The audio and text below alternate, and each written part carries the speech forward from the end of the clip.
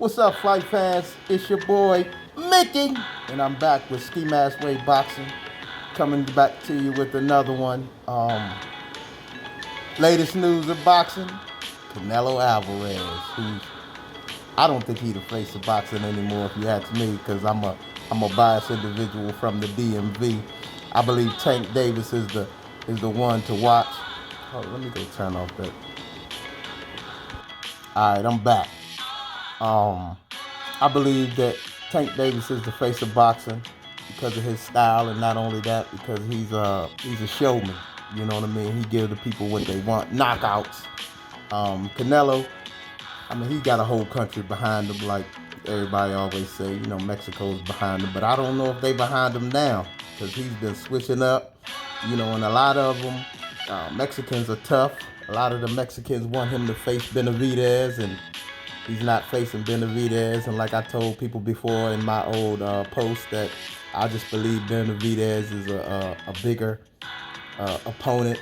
Not saying Canelo is afraid of him like everybody keeps saying and everything. I just think that when Benavidez rehydrates, it's just like he's just a force. You know what I mean? And I think he'll be the way Benavidez fight. But from his last fight, I just noticed some things. You know what I mean? I noticed some flaws in his game or whatever. And I think Canelo could exploit it, but he needs somebody who has the information to tell him or whatever, because I don't know if Eddie Reynoso can give him that information because of what happened with him and Bivol. Because I believe David Benavidez would do him worse than Bivol because of David's output. You know what I mean? David really don't have no footwork, but I just believe his aggressive style would be a tough time with Canelo because of his weight as well. You know, him leaning and pressing the issue on Canelo or whatever. But Canelo's slick, and I think that he'll do better than a lot of people would think he'll do against Benavidez. Just like how I explained about Morrell. But you know, things have been changing now in boxing, you know, because of the Turkey guy out there, Alashiki. You know, he's been switching it up, and it's not the same anymore because which to me, I believe it's a good thing, because he's trying to put the best against the best. And a lot of people are saying that, you know, he's messing up boxing there. Nah, he's giving out that bag, and he's trying to make the best fights, you know, the fights that the fans want to see. You know, the people that are running from one another and everything like that. Not necessarily running, but dodging.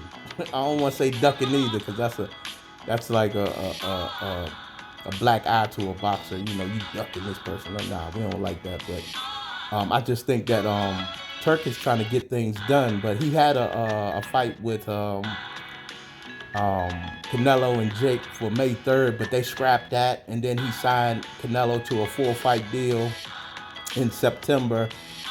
He's supposed to be facing, now this is supposedly Terrence Crawford, which is an interesting fight in my eyes. I had explained to people that I would give more information on that fight after I saw him fight Jake Paul, because like I said, you know, Canelo would be dropping down to a lesser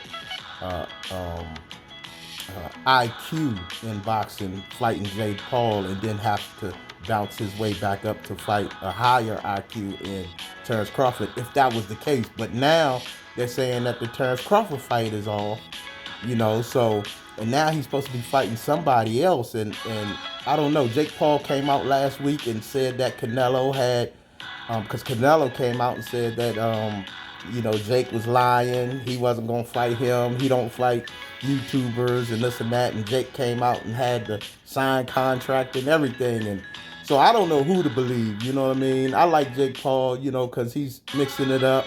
He's bringing a lot of spotlight on boxing because of his fan base, and what he does as a YouTuber and everything / boxer. Because I don't know if he got his pro card.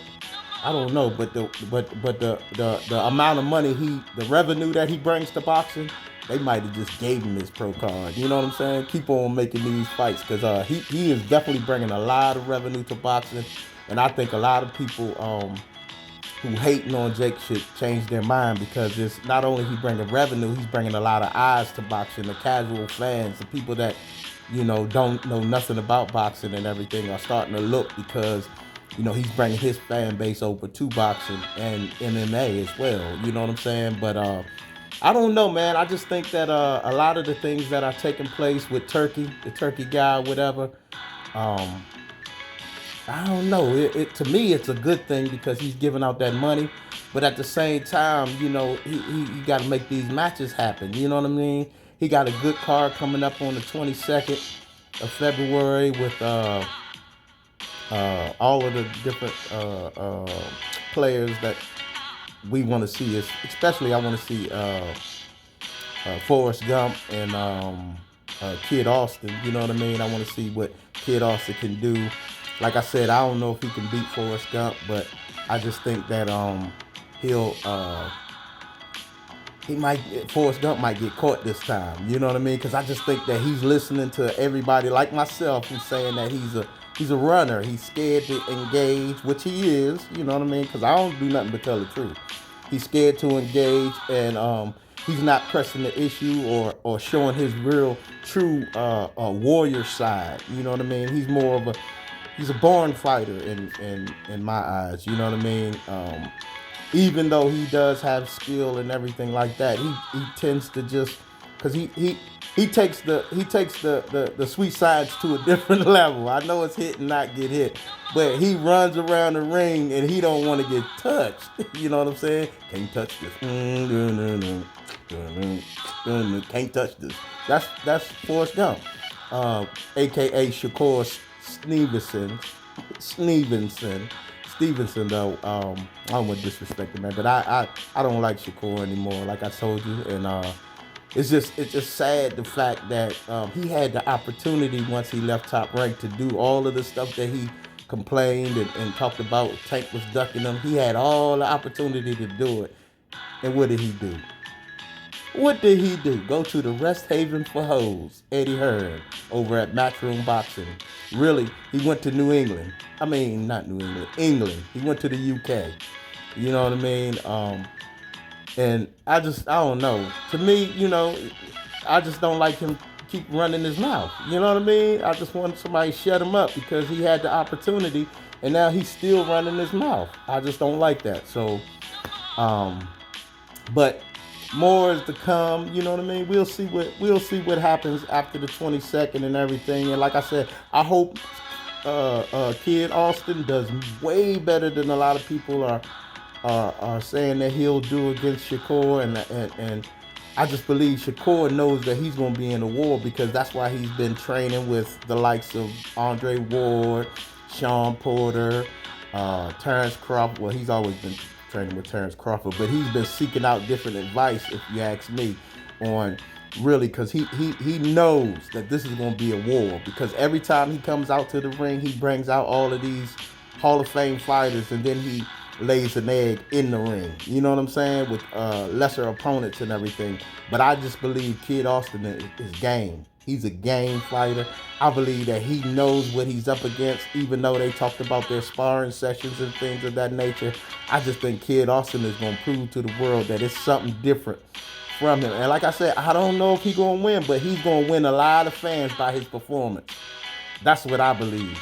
I don't know if he's going to, his hand is going to be raised at the end of the fight.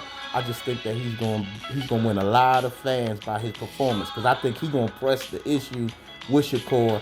And if Shakur run from a so-called prospect, or I think he put on X, Kid Austin was baby food. Yeah, he was calling him baby food. So we'll see. And I'll come back with some more analysis of the up-and-coming events and everything. And like I said, I don't know. I just think that Canelo needs to fight the best. Go out on his shield, because we know everybody know he out of his prime. You know what I'm saying? And but I know he in for the biggest bags. You know what I'm saying? At the last end of his days or whatever, he trying to get the money. But I just think that he needs to go ahead and buckle down and make that Benavidez fight happen, because I think that David Morrell showed that Benavidez can be beat. You know what I mean? I always said that he could be beat because anybody could be beat. To be honest with you, you know what I'm saying? It's just a little minor things that you got to do to really pay attention to people's style and everything, and because everybody has flaws. You know what I mean? There's no perfect fighter. Even Floyd Mayweather, when he fought uh, um, Coley. Remember when he fought Chop Chop? Yeah, Coley took him to the distance. You know, they went the distance, but Coley exposed Floyd in a lot of ways. But Floyd, he kind of like closed up a lot of them flaws that he had in that fight because you know, he kept his chin up in the air in that fight. If you go back and watch that Chop Chop, that was a good fight too. That's when Floyd was pretty boy. You know what I'm saying? But Chop Chop was like that. Chop Chop from BC, you know, he from here and everything. So yeah, I was really proud of him, but at the same time, you know, Floyd just had a different gear. You know what I'm saying? But there's still no, even though Floyd got a perfect record, there's still no perfect fighter. You know what I'm saying? There's always ways to exploit somebody's flaws if you got the right eyes looking at them. You know what I'm saying? Because a lot of people don't see different things that other trainers and fighters see. But that's all we got here at Ski Mask Way Boxing, man. We thank y'all for coming back to another episode. Like, share, subscribe to the channel, and be ready for some more analysis of boxing and up and coming events.